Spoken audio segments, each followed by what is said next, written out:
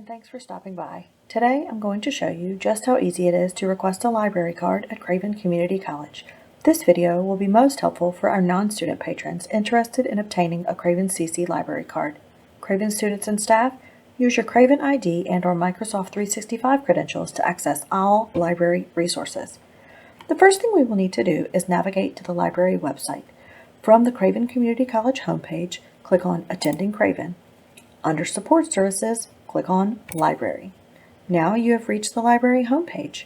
Once you are there, simply click on About Us and request a library card. This takes you to our library card application. As you can see in question 1, you do not only have to be a student or employee to use the library at Craven Community College. You can also be a community member as long as you have a valid state ID with a Craven County address. Please be sure to fill in all of the information so that we can properly set up your account. After you click Submit, we receive an email and we create your account in our computer system. Once your library card has been generated, you will either receive a phone call or an email letting you know that your card is ready to be picked up.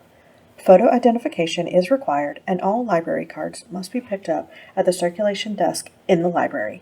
Thanks for watching.